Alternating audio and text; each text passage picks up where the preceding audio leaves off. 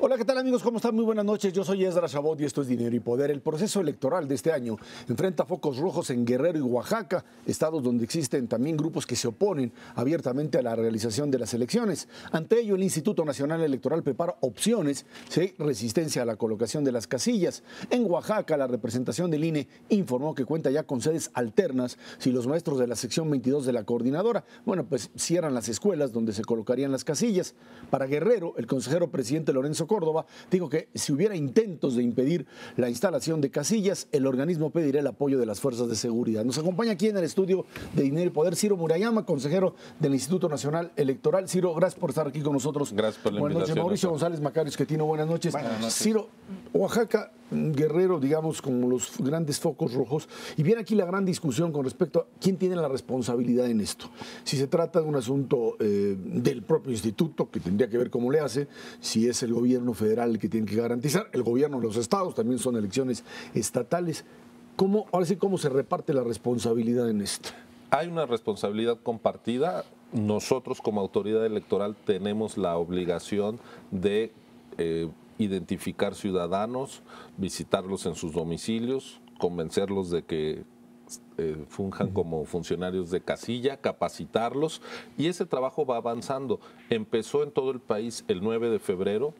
En Guerrero concretamente necesitaremos 44,000 funcionarios de casilla. Ya hemos identificado 61,000 guerrerenses aptos, que quiere decir que tienen disposición, que saben leer, escribir, que no son parte de algún partido político, que no son candidatos y que tienen disposición de hacerlo. Así que ya tenemos más gente en disposición que la que se necesita, aunque pues no es un promedio exacto. Hay algunas regiones donde es más difícil. Ustedes saben que por las propias condiciones socioeconómicas de Guerrero el índice de analfabetismo es muy alto y en algunas zonas pues es complicado encontrar 9 ciudadanos por cada casilla con la escolaridad adecuada para hacer las tareas. En el caso de Oaxaca también está avanzando el trabajo de manera adecuada. En realidad el INE para la instalación de casillas lo que hace son recorridos desde los consejos distritales y hay varias opciones por cada casilla, es decir, no es que tengamos un plan B ahora ante algunos incidentes, sino que desde antes tenemos distintas alternativas para que si tenemos algún contratiempo en un sitio donde se piensa ubicar una casilla, exista una alternativa, incluso para las casillas que se instalan en domicilios particulares y la gente decide que no quiere prestar su patio, pues buscas otra opción, ¿no? Entonces, así es como se está avanzando. Las Fuerzas Armadas no se van a solicitar para Guerrero, para Oaxaca. Van a participar en todo el país, así es siempre, es decir, son el Ejército y la Marina quienes resguardan los paquetes electorales, quienes resguardan nuestras sedes para que se desarrolle el cómputo de la elección. Y eso va a volver a ocurrir en todo el país. Sí, esta presencia de las Fuerzas Armadas existe desde que yo recuerdo las elecciones, está incluso en las leyes. La parte aquí importante es que habría que tratar de que no haya la necesidad de que las Fuerzas Armadas tengan que intervenir, sino que hubiera este trabajo político necesario para que pudiéramos tener elecciones bien en Guerrero y Oaxaca, en donde me parece hay agentes que se llaman sociales, yo tengo otra palabra para ellos, pero la voy a dejar ahí, agentes sociales que dicen que están luchando por el desarrollo y demás y van a impedir elecciones. Esto es bastante difícil de entender, pero hay otros lugares en donde tenemos problemas de crimen organizado como Michoacán y Tamaulipas, que recuerdo que también el INE había identificado algunas zonas que tenían alguna dificultad. ¿Ahí cómo van? En efecto, nosotros clasificamos de distintos niveles las secciones electorales, que es, digamos, como dividimos el país dentro de los propios distritos electorales. Y hay algunas que llamamos especiales porque tienen dificultades, ya sea y dificultades que nos llevarían a no poder instalar o a tener más complicaciones para instalar las casillas. Y esas complicaciones van desde cosas como el analfabetismo, que no encuentre ciudadanos, hasta pandillerismo también, que no dejan que anden nuestros capacitadores trabajando, o ya cosas de tipo social o de crimen organizado.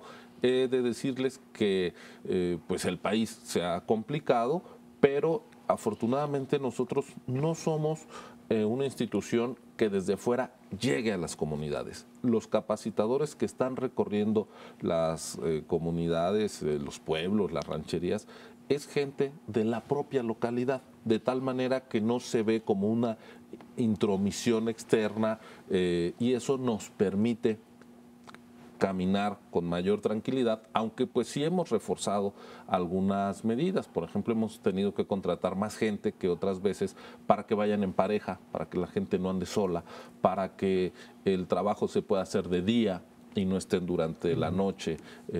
Y hasta el momento no hemos tenido incidentes distintos a los pues, normales que se han tenido, ¿no? Consejero Murayama, el INE y el gobierno federal se han planteado con mucha claridad y firmeza de que sí va a haber elecciones en todo el territorio nacional. Pero bueno, yo creo que a veces hacer escenarios ayuda a anticipar lo imprevisto y a poder reaccionar oportunamente.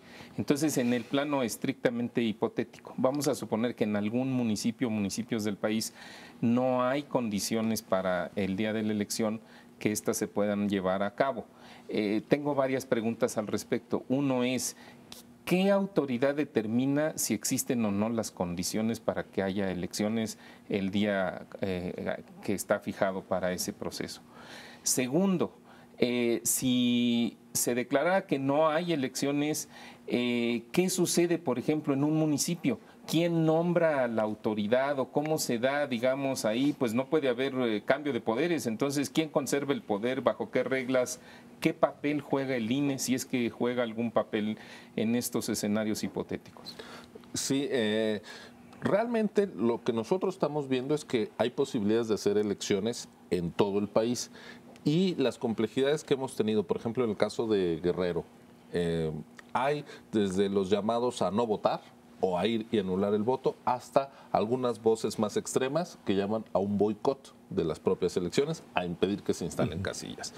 Nuestra disposición es instalar todas las casillas, para eso estamos capacitando a los ciudadanos, y la ley marca en qué escenarios una elección puede ser anulada.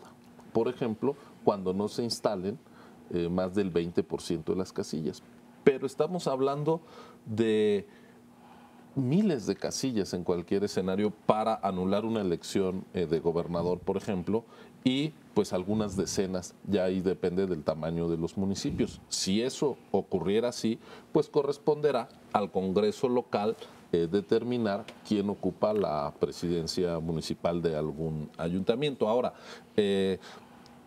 yo lo que he planteado, he dicho es, ¿a dónde vamos con el discurso de que no haya elecciones? Pues la verdad es que es una vuelta al punto en el que estamos ahora, porque la Constitución pues no prevé de ninguna manera que se suspendan las elecciones, es decir, la soberanía popular empieza en el acto del voto, así se construye, de tal manera que si no hubiera, por ejemplo, un gobernador electo, lo que procede es que el presidente de la República le haga una propuesta al Senado, que el Senado designe a un gobernador interino, cuya primer tarea es convocar elecciones en términos de las leyes vigentes. Es decir, otra vez llamará al Instituto Electoral Local y al INE a que hagan lo que ahorita estamos haciendo. De tal manera que no creo que sea anulando el derecho al voto, al ejercicio del derecho político fundamental, como vamos a tener mejores gobiernos que rindan cuentas. Yo creo que la protesta, la movilización y el voto no son contradictorios, son derechos que se conjugan en una democracia, de tal suerte que lo que nosotros estamos haciendo es construir las condiciones para que elecciones haya en todos los municipios, en todos los distritos. En el caso de Guerrero estamos hablando de un Congreso que se compone de 46 diputados, de 81 ayuntamientos, de la gubernatura y además de la elección de 9 diputados de mayoría relativa que integrarán la Cámara. Sí, Ciro, el tema de la presencia del Instituto Nacional Electoral en las estructuras locales, tú decías, no, es gente la que está ahí adentro, la gente los conoce, no es un modelo centralista. Sin embargo, la propia reforma que se hizo le da cada vez más atribuciones al INE en términos de vigilancia y de pues, organización de la propia elección en distintos estados. Esto llevó al nombramiento de los propios consejeros en los institutos locales electorales. Esta necesidad de centralizar cada vez más el proceso electoral forma parte, dicen algunos, Macario estará de acuerdo conmigo en esto, que pues se trata otra vez del gran temor que se tiene sobre gobernadores que de alguna manera han sido capaces de manipular elecciones. Así es. Yo creo que este modelo, para el caso concreto de Guerrero, de Oaxaca, por ejemplo, tiene algunas virtudes. En particular, que lleva a la casilla única. Es decir, ya no estamos trabajando en paralelo el instituto local y el IFE antes, ahora, y cada quien instalaba su casilla. Ustedes se acuerdan que pues, incluso en el mismo lugar se votaba en dos lugares distintos. Así es, le marcaban los 2 pulgares. Lo que eso implicaba es que cada autoridad, la federal y la local, tenía que notificar al 10% de la lista nominal, irlos a buscar a su casa, irlos a capacitar. Estás hablando del 20% de la quinta parte de la población era visitada para integrar las mesas de casilla. Ahora ya solo es el 13%. ¿Qué ocurría, por ejemplo, en zonas como Guerrero, en las zonas de mayor marginación de Guerrero? Pues que estaban las dos autoridades peleándose a los ciudadanos, que había, pues mira, ahí ya encontré un ciudadano que llegó a tercero de primaria, pues yo me lo llevo a mi casilla. No, me lo llevo yo. Y era una competencia para poder instalar. Ahora, pues es un trabajo que estamos haciendo conjuntamente. La capacitación electoral ya es una de las atribuciones del INE, y lo que van a hacer las autoridades locales es todo el cómputo y la regulación de las campañas locales y el cómputo de los votos. Es decir, al final de la jornada electoral, nosotros nos llevamos el paquete federal al Consejo Electoral del INE y ellos a sus consejos distritales y municipales para hacer el conteo de los votos y la agregación de los resultados. No es exactamente el mismo tema, pero tiene que ver por el proceso electoral. La competencia entre partidos, las discusiones que se dan entre ellos, los insultos que se van repartiendo, incluso demandas y demás, ¿lo ves diferente a otros procesos, un poco más agresivos? ¿Se mezcla con este intento de acabar con las elecciones o estás viendo un proceso normal, civilizado? Bueno, los procesos normales no son muy civilizados en términos del debate que se da. Yo creo que vamos a asistir a una nueva elección genuina, yo te diré, donde los actores políticos pues van a plantear sus diferencias, se van a querer distinguir unos de otros, van a tratar pues de mostrar al adversario como una opción pues no legítima, y eso lo vamos a ver. Las campañas federales empiezan el 5 de abril y ahorita ya empezaron en varios estados donde hay elección a gobernador. Los partidos políticos que finalmente a través del Congreso los nombraron a ustedes, de repente por distintos temas, que si la multa al Partido Verde, etcétera, pues terminan por descalificar al árbitro, luego ya regresan y dejan de gritar, pero creo que esto es todavía un acto de responsabilidad en función de que pues finalmente es el árbitro que lograron encontrar el consenso en aquellos que lo forman, y de repente otra vez, como una y otra vez lo han hecho, pues intentan tirar el tablero, Ciro.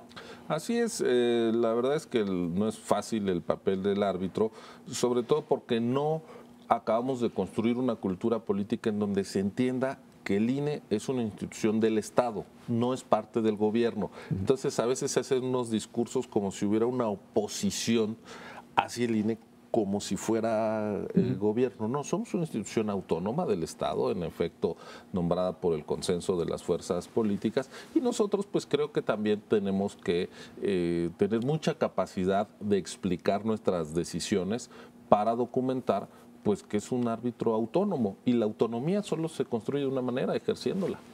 Y bueno, pues finalmente, si no, que vayan a los tribunales, ¿no? Bueno, esa es la otra. Toda decisión del INE puede ser revisada ante el tribunal. También los actores políticos en ocasiones, o los periódicos, la prensa, no distingue entre la decisión de la autoridad administrativa, que somos nosotros, y la decisión pues de la justicia, que en esta materia es el Tribunal Electoral. Bueno, pues ahí está, y esperemos que las elecciones finalmente de junio se lleven a cabo en todo el país, sin que aquellos que pues levantan la bandera de la violencia puedan realmente triunfar. Ciro Son Murayama, muchos más los mexicanos que quieren estar en paz y ejercer sus derechos, y yo creo que eso será lo que prevalezca. Perfecto. Ciro Murayama, consejero del INE, muchísimas gracias. Gracias a ustedes. Vámonos a una pausa. Esto es Dinero y Poder. En las últimas semanas, los titulares de las Secretarías de Estado han informado sobre los logros de las reformas estructurales. La Secretaría de Energía aseguró que ante la coyuntura de bajos precios internacionales del petróleo, la reforma energética llegó a tiempo, así lo dijo, para México. Explicó que con la primera licitación para contratos de exploración en aguas someras, lanzada en diciembre del año pasado, en total 48 empresas declararon su interés en participar. El otro tema, reforma educativa, dice la SEP, que se avanza en la ruta para elevar la calidad de la educación de los mexicanos. Informó que al iniciar la actual administración, solo 28% de los jóvenes entre 18 y 22 años cursaban nivel licenciatura. Bueno, que van a alcanzar mayores niveles, pero también dice que hay estados en donde pues, no se puede hacer nada, porque pues ahí están los gobernadores que siguen siendo un estorbo, o por lo menos que no hacen su trabajo. Primero vamos a empezar con el tema de la energética, si les parece, que es este momento en donde por un lado pues ya se abren, aparecen las licitaciones, pero lo que sucede en el mercado mundial del petróleo finalmente pues obliga quizás a ser mucho más precisos de por dónde va la propia reforma, qué es lo que se puede hacer, y que finalmente en función de un precio del petróleo bajo, lo decía el propio Videgaray el día de ayer, bueno, pues por bastante tiempo, pues tendremos que hablar de otro tipo, digamos, de modelo para poder garantizar, digamos, la explotación en Pemex, ¿no? Yo creo que antes de la energética, lo que es más interesante es que el gobierno finalmente decidió defender las reformas que estuvo impulsando junto con los demás partidos, algo que no hizo durante los 2 años anteriores. Incluso cuando se negociaron las reformas en el Congreso y demás, el gobierno fue, pues digamos, demasiado cauteloso y no hizo la venta a la opinión pública que hubiera sido interesante. Esto coincide con el cambio de estrategia comunicacional también en la presidencia, y a mí me parece que es muy importante que el gobierno explique qué es lo que está queriendo hacer para que todo el mundo evalúe si está funcionando o no. En el caso de la energética hay que recordar que era una reforma orientada a tener gas y electricidad en abasto suficiente para poder tener crecimiento en serio industrial en la zona centro y norte del país primero y luego en el resto, y que la parte petrolera de producción de petróleo es importante pero lo es menos. Así es como originalmente se planteó, y creo que los resultados van en esa dirección. El gas natural ha estado bajando de precio, el gas LP también ligeramente al inicio de este año. Electricidad parece estar bajando de manera mucho más importante, en parte porque usan combustibles más baratos, han estado cambiando a más gas y menos combustóleo, pero hay disminuciones de precio muy importantes, sobre todo en consumo industrial, ya en este mes de marzo, y habría que esperar a ver cómo sale la ronda 1. Cuando dicen que llegó a tiempo la reforma, quiere decir que no llegó tan tarde, yo creo, ¿no? Porque a tiempo hubiera sido hace bastantes más años, ¿no? Y hubiera sido otro modelo distinto, ¿eh? Muy probablemente, pero ahorita, pues, si nos hubiera agarrado esta caída de precio sin reforma, estaría bastante peor de lo que se ve en este momento. Mauricio. Sí, bueno, yo tengo una visión un poco diferente de para qué queríamos o queremos en México la reforma energética, sin duda para lo que dice Macario, pero me parece que no es quizá la parte principal. Yo creo que no hay que desestimar el tema de los hidrocarburos. Hay que recordar que México desde el 2004 viene disminuyendo su producción de crudo. En estos años se ha acumulado una caída de casi 30%. es una situación totalmente inconveniente porque petróleo tenemos, el problema es que está en el subsuelo y pues hay que sacarlo. No me refiero al asunto de las aguas profundas porque eso pues, no le sabemos bien, entonces, pero petróleo hay en aguas someras. La cosa es tener los recursos para poder extraerlo. Bueno, sabemos dónde está, pero hay que extraerlo. Y ahí es donde la reforma energética también juega un papel muy importante. Es algo que va a avanzar con más lentitud. Lo que dice Macario es, bueno, pues ya bajaron las tarifas eléctricas un poco, puede ser que bajen más, se están construyendo ya gasoductos, o sea, sabemos que esa red de gasoductos se está ampliando, sin duda. En la parte del petróleo el proceso es más lento porque, bueno, primero había que definir los campos en donde la iniciativa privada, bueno, los campos que se va que Pemex se reserva, que es la ronda cero, los campos donde puede participar la iniciativa privada, y luego viene todo el tema de los contratos. Yo entiendo, por ejemplo, que ahora en la reciente visita del presidente Peña Nieto y su equipo hubo algunas reuniones con inversionistas ingleses muy, pero muy interesados en venir en invertir para que se pueda incrementar la producción de crudo. Creo que parte del tema ahora va a ser discutir el detalle fino de los contratos. Son contratos inéditos, Esdras, en donde el gobierno tiene que compartir parte de las ganancias de lo que se obtenga y no hay ningún modelo escrito, no lo hemos hecho nunca en el país, pero a lo que voy es, me parece que vamos avanzando, o sea, la reforma va avanzando, a mí no me parece, va avanzando a buen ritmo, ya estamos viendo como país algunos resultados, hay mayor inversión en el sector, el hecho de que el precio del crudo esté a $40 no inhibe que lleguen los inversionistas, tanto nacionales como extranjeros, porque esos procesos son procesos de planeación de largo plazo. Entonces, a mí me parece, coincido con Macario, que qué bueno que el gobierno retomó este tema porque ya tenían ahí como arrumbado el asunto de la reforma energética, cuando que está caminando y previsiblemente lo hará cada vez mejor, o sea, mejor al final de este año, mejor en el 2016, mejor en el 2017 y pues precisamente ese era el propósito de la reforma. Ahora, bueno, ahí está, reforma energética parecería que tiene una mejor perspectiva, independientemente todavía del tema de precios del petróleo, que el otro tema que es reforma educativa, que habíamos planteado como tal, donde también el día de ayer el secretario de Educación aparece, pues hablando de avances, claro, lo que puedes avanzar en reforma energética en 6 meses, no lo puedes hacer en una reforma educativa, que es más que nada una reforma laboral, primero laboral educativa, y que quizá la parte que a mí me parece importante destacar, independientemente de los avances que pueda ya existir, es el hecho de que pues hay que establecer claramente de quién es la responsabilidad. O sea, la responsabilidad en lugares como Oaxaca, como el propio Guerrero o como Michoacán, de quién tiene que instrumentar la reforma.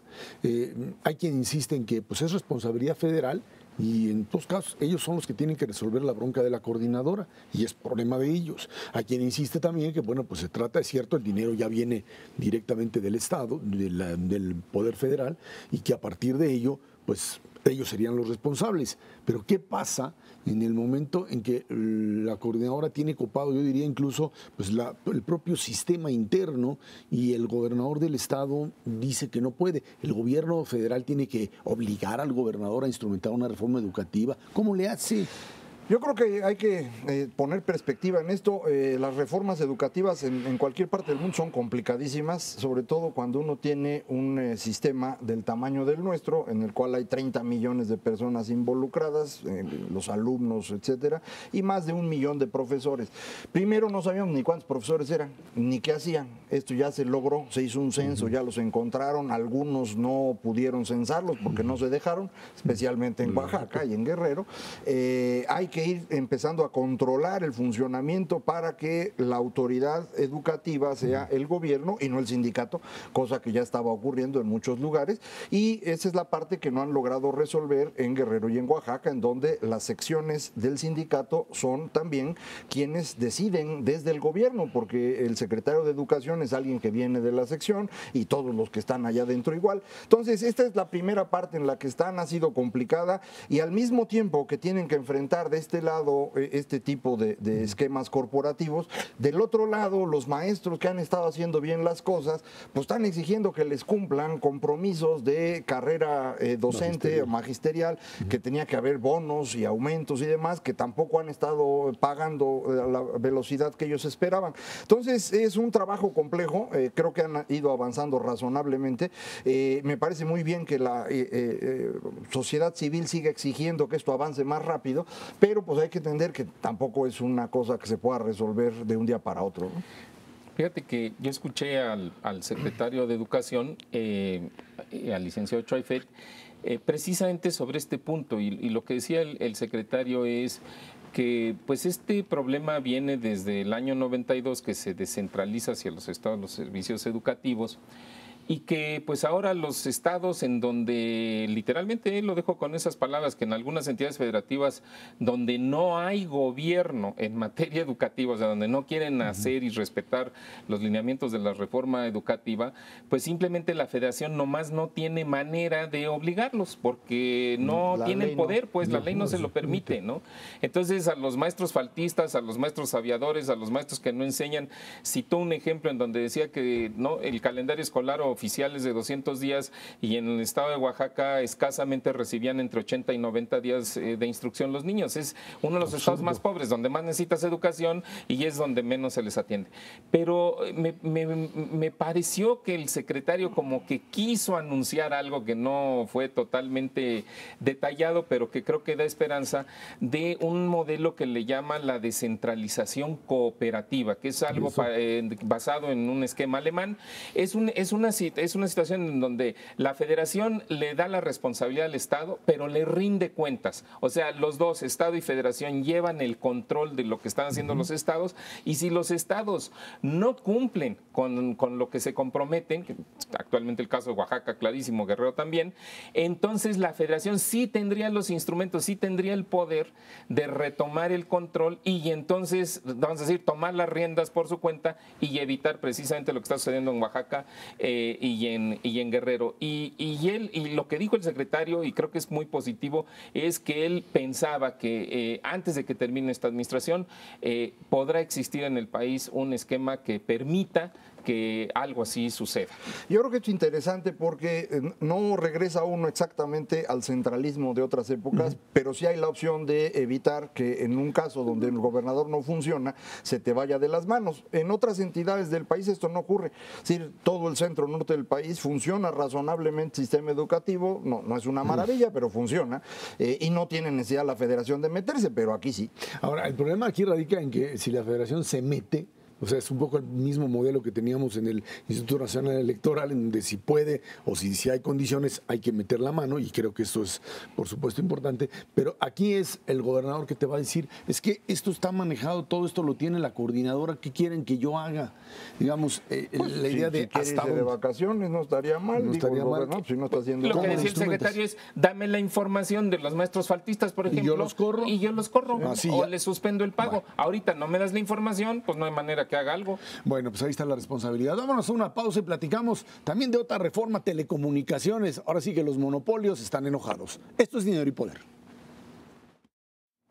Como logros de la reforma en telecomunicaciones y radiodifusión, la Secretaría de Comunicaciones y Transportes destacó los aumentos en la conectividad a Internet, una mayor competencia y la caída de los precios de servicios de telefonía. Entre los avances más importantes se encuentra la creación del Instituto Federal de Telecomunicaciones, las declaraciones de preponderancia a Televisa y América Móvil por parte del regulador y la promulgación de la ley secundaria para el sector. Y el día de ayer también, pues, la declaratoria de dominancia para Televisa en el tema de televisión restringida. Ellos insisten en que pues son parte del esquema de radio y televisión abierta y restringida junta, y que ahí no son monopolio. Televisión, digamos, por cable aparecía, o satelital, aparece en el otro sector, en el de las telecomunicaciones, y por eso un poco el intento de negociar. La verdad es que tanto el señor Slim de América Móvil como el señor Azcárraga están muy enojados porque las reformas funcionan, y esto implica, es cierto, una pérdida para estas estructuras monopólicas. No se trata de acabarlos ni de condenarlos por lo que hacen ni por digamos, el trabajo que se hace, simple y sencillamente que mercados de ese tamaño, con los mecanismos de control que se tienen, no permiten el crecimiento del sector, y creo que es una parte fundamental, ¿no? Sí, creo que este es primero un elemento muy importante para entender lo que pasa hoy en México.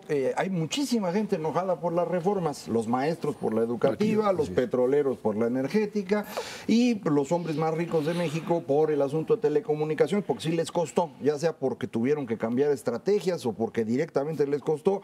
O más les va o a costar menos todavía. Ahorita ya les les va a costó costar más o menos. Los datos son: el señor Slim ha perdido 4,000 millones de dólares y el señor Azcárraga 800 millones de dólares. Yo sé que tienen mucho, pero a cualquiera le debe doler perder eso, y sobre todo, como dicen, con una perspectiva de que no los van a recuperar, sino al contrario, el mercado se va a ir haciendo más difícil porque va a haber más competencia, y eso para nosotros los consumidores pues es una maravilla. Eso es lo que debería haber pasado. La reforma de telecomunicaciones ha permitido ya que la larga distancia no cueste, que los paquetes celulares sean más baratos, que el apagón analógico vaya avanzando, nuevas cadenas de televisión, y ya se declaró preponderante a América Móvil en el telecomunicaciones, y ahora dominante a Televisa en el sector de televisión por cable. Preponderante y dominante son dos definiciones distintas.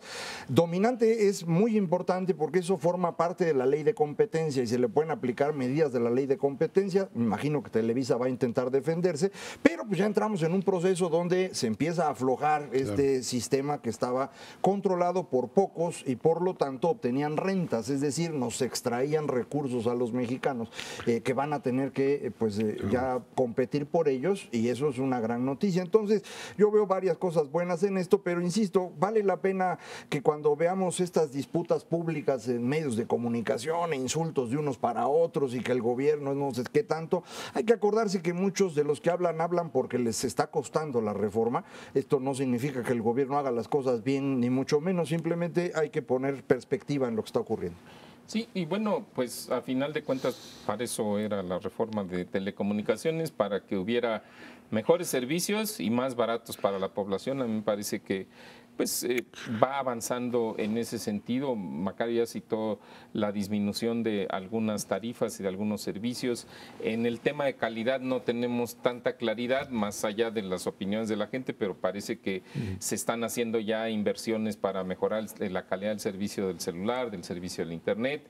Está aumentando la cobertura de Internet. En algunas plazas se está permitiendo, se está instalando el Internet gratuito en muchos municipios marginales, para tratar de que estos municipios den el salto en la modernidad. Y el ingreso de AT&T como eso, a eso voy.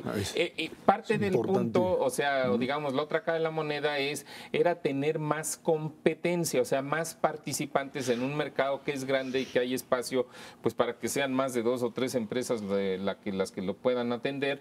Y efectivamente, bueno, ya tenemos a AT&T aquí, no que sea bueno en sí mismo, sino que simplemente es un competidor de clase mundial. Está Virgin Mobile, está Eutelsat, o sea, pues no son, pero no son pequeños. Un AT&T, como le dices tú, bueno, pues representa sin duda a alguien que tiene una infraestructura que sí le puede competir a Telcel, que era lo que no pasaba con Yusacell. Que era lo que no pasaba, exactamente. Oye, todavía no vemos los resultados, todavía no vemos las campañas, todavía no le todavía siguen cayendo las llamadas. Bueno, pues digo, esto pues tarda un poco, ¿no? Pero el punto es que hacia allá va, digo, no están aquí de adorno las personas de AT&T o de Virgin Mobile.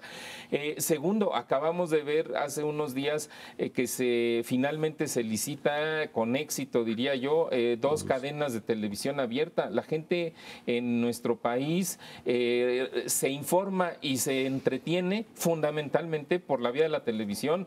Tener 2 cadenas de televisión abiertas como opción adicional para la población puede ser algo muy bueno. Oye, pero todavía no está lista la programación, y qué van a hacer, y pues hay que darles chance de que se desarrollen. Que una pagó más dinero que la otra, bueno, pues ese es problema de ellos, no es problema nuestro. El chiste es que los mexicanos recibamos mejores servicios, tengamos más variedad de dónde escoger, a menores precios y mejor calidad. Hacia allá va caminando. Insisto, a mí me parece que la reforma de telecomunicaciones a lo mejor podría ir un poco más rápido. Sí, todo puede avanzar mejor, pero pues con el paso que tiene, creo que ya es bueno. Algo algo muy interesante con este pago diferenciado que hicieron las dos cadenas es entender cómo funcionan estas licitaciones. La gente va a competir para comprar un segmento de repetidoras y de mercado y no sabe cuánto van a ofrecer los demás. Entonces el señor Aguirre tenía en su estimación que iban a andar entre 2.000 y 2.500 millones los competidores y él verdaderamente quería esto, dice en entrevista de radio, porque lo quería desde hace 30 años. A lo mejor en los 30 años no se dio cuenta que ya cambió el mercado, pero él estaba emocionadísimo y dijo, van 3.000. Y ganó. El siguiente dijo, pues yo con 1.800 y sale, si no, no sale. Y salió 1.800. Es interesante. Y eso porque el tercer competidor se retiró. Bueno, sí, exacto. Pero es interesante porque cuando se vende Teléfonos de México y lo gana el grupo de Slim, uno de los que venían asociados era Southwestern Bell, que hoy es AT&T. Southwestern Bell se da cuenta que no iban a ganar y entonces convence a Slim y a sus asociados mexicanos de que hay que meter más dinero, pero los mexicanos no tienen. Entonces Southwestern Bell financia ese proceso de compra para que se lo paguen después. No le alcanzan a pagar a tiempo y entonces la forma como cobra Southwestern Bell le alcanza para hacerse de todo AT&T en Estados Unidos y con eso es como ahora regresa para quedarse con al menos 20% del mercado, que es lo que tiene que soltar América Móvil para evitar que le toque preponderancia. Entonces la historia corporativa de esta competencia es interesantísima y vale la pena pues tratar de averiguarla porque nos quedamos luego aquí en la conspiración de que mira, le regaló esto y entonces va a cobrar por allá. Esto es mucho más interesante de lo que parece. Y habría que recordar incluso que en un momento determinado en la crisis económica financiera de Televisa, el quien terminó sacándola fue también el señor Slim y luego, bueno, pues se convirtieron en competidores. Así funciona el mundo de los negocios, pero insisto, más allá de que puedan generar utilidades, que pues digo, obviamente es el atractivo para los que invierten su capital, creo que la óptica fundamental es si los mexicanos vamos a tener mejores servicios y a precios más accesibles. Segundo, me parece que otro punto, sin ser especialista en el tema, es el papel de la autoridad, el papel de los reguladores. Creo que uno de los propósitos de la reforma de telecomunicaciones era fortalecer a los reguladores. Se decía que los reguladores estaban atrapados precisamente por algunos de estos jugadores preponderantes en el sector de telecomunicaciones. Creo que hasta el momento la autoridad ha dado muestras de que es una autoridad con más autonomía, con firmeza de decisiones, con claridad en las mismas. Bueno, pues también digo, algunas cosas le podrían haber salido mejores, quizás sí, pero hasta donde va, pues se ve que la autoridad está ejerciendo el poder que tiene y lo está ejerciendo adecuadamente y lo está ejerciendo a fin de cuentas en beneficio de los usuarios de los diferentes servicios de telecomunicaciones. Y la historia, aquí lo importante es que la historia todavía no se acaba. No, o sea, de hecho apenas comienza en términos de cómo le van a hacer estos nuevos competidores para entrar al mercado. O sea, uno tiene la idea de que, bueno, pues aparece una cadena de televisión y de la noche a la mañana tienes las novelas de Televisa y tienes o la programación de Azteca, etcétera, como tal. Yo creo que van a tener que generar un modelo bastante con mucha imaginación como para poder entrar a competir. Aquí tenemos Canal 11 es televisión pública, un concepto también de televisión que va más allá del término de lo comercial y que hoy tiene también la capacidad ya por la propia reforma de extender la señal y lanzarlo, que también es un enorme desafío finalmente. Y insisto, lo que pues en un momento determinado era el gran negocio de la publicidad para dos, se convierte ahora en una competencia por publicidad entre muchos, y creo que esa es la parte que quizá a los dueños de los monopolios que dicen, cada uno con su argumento, ¿no? Uno diciendo yo le invertí mucho y pues, por eso es que tengo que ganar esto, y el otro diciendo nadie puede hacer los contenidos porque en contenidos somos únicos. Pues sí, son únicos porque son de los pocos que pueden haber. No, y otros que decían, y nadie se puede, alguno de los grandes fabricantes de lo que sea, cualquier manufactura en México, nadie se puede anunciar porque el canal de salida soy yo. Así es. Bueno, pues ahora ya no es el caso, y entonces las cuotas de publicidad, pues me imagino que se van a ir modificando en el tiempo. ¿A favor de quién? Pues a favor de los anunciantes y eventualmente los consumidores. Y aquí otra vez algo interesantísimo que tampoco se ve fácilmente es la dinámica entre medios de comunicación que lleva rato, no está ocurriendo ahorita. Desde hace rato ha habido cambios en cómo se está comprando publicidad. Hay periódicos que se han tenido que ir haciendo chiquitos.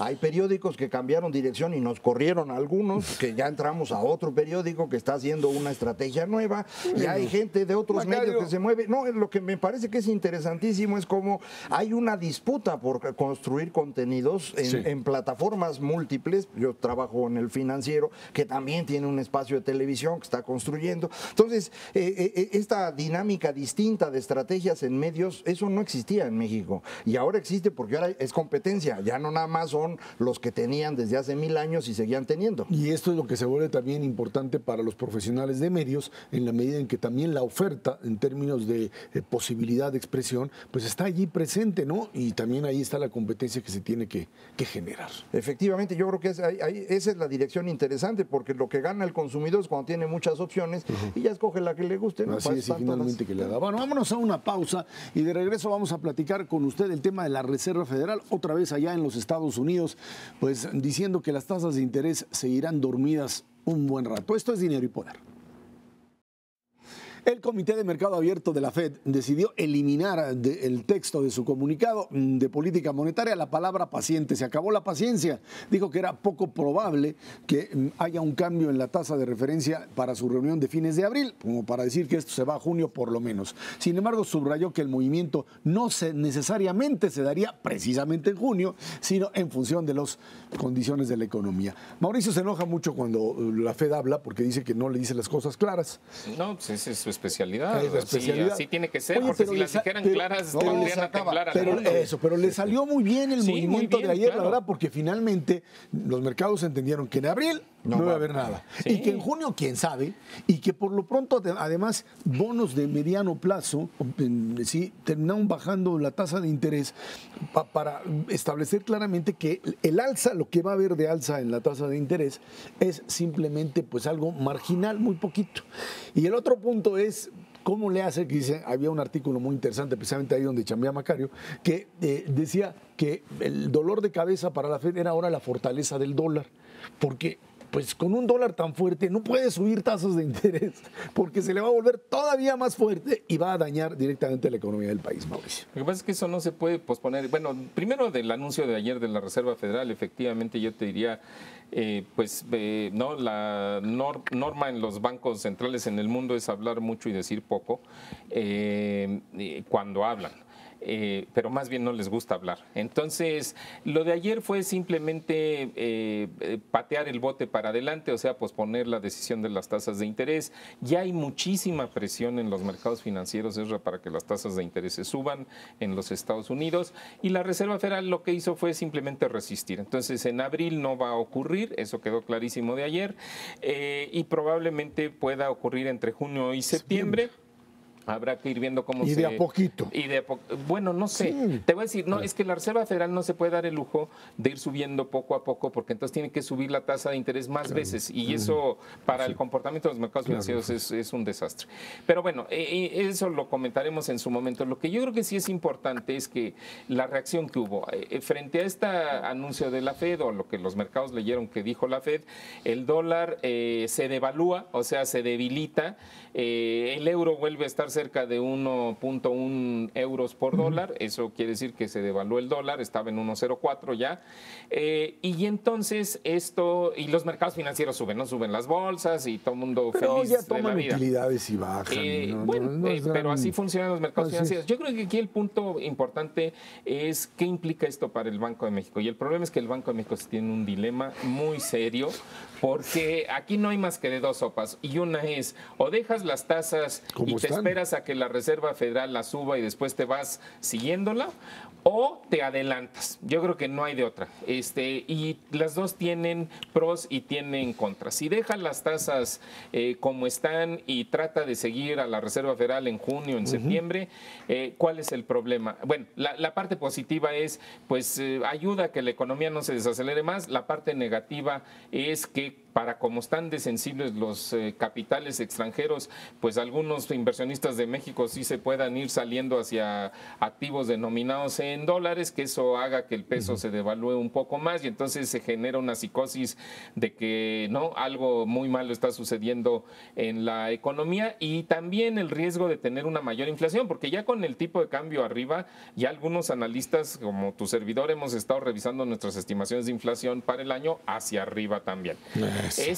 Bueno, entonces ese es ese escenario. El otro escenario, ya con esto termino, es si el Banco de México se adelantara. Se adelantara no quiere decir que la suba mañana, pero sí quiere decir que ya hay una serie de condiciones propicias como para que lo pudiera hacer algunas semanas antes de lo que haga la Reserva Federal, y también en un monto que sea significativo. Pues si la suben un cuarto de punto, pues no va a servir para gran cosa. ¿Y qué ventajas tiene eso? Tiene la ventaja de que ayudas a retener a los capitales que ya están aquí, pero que puedes atraer nuevos capitales. Eso te ayuda a bajar o a despresurizar, a fortalecer, a disminuir la devaluación del peso, para hablar en español, y eso ayuda a que se reduzcan las presiones inflacionarias. ¿Qué va a hacer el Banco de México? Solo el Banco de México sabe, si es que verdaderamente saben. Yo creo que lo están discutiendo porque no es sencillo, no es una decisión sencilla. Entonces, yo creo que lo que comentabas hace un momento acerca de cómo la fortaleza del dólar se convierte en un problema en la Reserva Federal es en realidad un anticipo de los mercados a la elevación de tasas. Todo el mundo está apostando a que va a pasar. Entonces ya pagaron, digamos, el alza de tasa, que puede ser perfectamente de medio punto en junio o septiembre en Estados Unidos, y eso creo que ya está descontado. Entonces, si el Banco de México sube medio punto después de Semana Santa, creo que estaríamos con un montón de margen para hacerlo. ¿Se acuerdan que habíamos comentado aquí cuando se hizo la última reducción de tasa en México, que era la intención de darse margen para poder después subir? Entonces creo que pues el margen que se dieron está justamente siendo útil para que ahora pueda regresar el Banco de México a subir. Si subiera la tasa ahorita a medio punto, yo francamente creo que no pasa nada en México en términos de comportamiento económico, no se va a notar. No, porque tu nivel de... Nada negativo, no, de que se desacelere la economía, no va a pasar. Para nada. Y en cambio recuperas un poco la situación del peso y tienes menos problemas en términos de inflación. A ver, ahí está el tema de inflación que insisten autoridades hacendarias, secretarios de Estado, dicen no pega la devaluación del peso, no ha tenido ningún tipo de trascendencia hasta ahora. Eso sí, hasta ahora no ha tenido, pero pues el cambio ya en la compra de inventarios y de materias primas, etcétera, de enero a la fecha, tienes un aumento del 10 o 15%, 18%. Mira, efectivamente eso es lo que dicen muchos de nuestros colegas y amigos en el Banco de México y en la Secretaría de Hacienda. Y te voy a decir, no lo dicen nada más porque sí. Lo dicen basado en lo que sucedió en el 2008, que, aclaro, yo creo que no se va a repetir en esta ocasión. ¿Qué sucedió en el 2008? En el 2008 viene la gran crisis internacional. Para recordarle al auditorio, el peso mexicano se va de 10 pesos a casi 16 en un periodo de 6 meses. Después se bajó precisamente porque el banco vendió reservas internacionales de 16 a 11.50 con la ayuda de la Comisión de Cambios y del Banco de México al intervenir en el mercado cambiario, como de hecho lo está haciendo ahorita, y la inflación no se alteró. Bueno, pues claro que no se alteró porque el PIB se cayó 6% y no había con qué comprar. Ahora sí, que no es el caso. No, que no es el caso ahorita. Ahorita tú tienes un crecimiento fuerte del consumo privado, tienes una venta récord de automóviles en el mercado interno. Los datos de ANTAD. Los datos de ANTAD, crecimiento del 5% en febrero. ¿Me entiendes? O sea, ahorita hay gasolina. Hay una cosa que se llama la masa monetaria, que es la combinación de salarios con empleo, que es lo que genera el combustible económico para que la gente compre. Y ese combustible está creciendo al 6% y créeme que los mexicanos lo vamos a utilizar. Entonces la pregunta es, si ahorita con esta devaluación del 18%, en donde los artículos importados se te encarecen cuando se repongan los inventarios 18%, pero también los artículos nacionales se empiezan a encarecer, porque si tú ves que compites con el artículo importado y ese ya subió de precio, ¿tú crees que no le van a subir de precio? No hay otra. Los comerciantes y los productores pues serían tontos si no lo hicieran. Entonces sí lo van a hacer, y ahí es donde se te puede empezar a revertir efectivamente estas inflaciones que de enero y febrero ha sido del orden del 3%, y pues entonces todo el mundo dice, ¿así se va a seguir el resto del año? No se va a seguir. Ahora, así. el tema es, si tú subes la tasa de interés medio punto en el porcentual por parte del Banco de México, ¿con eso reduces inflación? No directamente, bueno, pero lo sí que vas a hacer es fortaleces al peso, y al fortalecer el peso, este efecto que estaban hablando ahorita de que el dólar va a causar inflación, ese efecto se reduce. Pero hay otra ventaja adicional. La reforma financiera de la que no hemos hablado también está teniendo resultados muy interesantes en materia de crédito. La tasa de interés que uno paga por un crédito ha estado bajando significativamente para empresas. La de crédito hipotecario había bajado desde hace mucho, desde que los créditos hipotecarios se volvieron ordenados en 2001, 2002, pero la de empresas era muy alta. Durante 2014 empieza a bajar muy rápidamente la tasa. Para poner el ejemplo concreto, yo contraté un crédito para mi empresa que salió más barato que un crédito hipotecario, un crédito empresarial más barato que un hipotecario en México. No había ocurrido nunca, ahora lo hay. Entonces, en este momento el Banco de México sube su tasa de referencia, hay colchón para que la tasa activa para el público no tenga que subir en la misma proporción o pueda posponerse durante un tiempo. Entonces, por eso creo que regresando Semana Santa sería un excelente momento para que el banco subiera su tasa a 3,5 y de ahí en adelante nos esperamos a ver qué hace la FED. Si la FED sube en junio, pues el Banco de México puede volver a subir en septiembre. Es decir, ya te da un espacio para actuar, pero convendría hacerlo de una vez precisamente para evitar que el fenómeno del dólar caro se empiece a trasladar a los precios, cosa que hasta ahorita no ha ocurrido, pero efectivamente puede empezar a ocurrir después de Semana Santa. Semana Santa es clave para estas cosas. Y finalmente, pues, sí, así se daban las devaluaciones en otras épocas, ¿no? Sábado de gloria. Y eso que nací, sí, pero tenía como 6 meses. Bueno, pero pues desde entonces economista. Todavía había billetes. Bueno, gracias Mauricio González, Macario Esquetino, gracias a usted que nos ve y nos escucha todos los jueves aquí en Canal 11 Dinero y Poder. Recuerde, estamos en la radio Noticias MBS en el 102.5 del FM de lunes a viernes de 5 a 7 de la noche. Por nuestra parte, muchas gracias y muy buenas noches.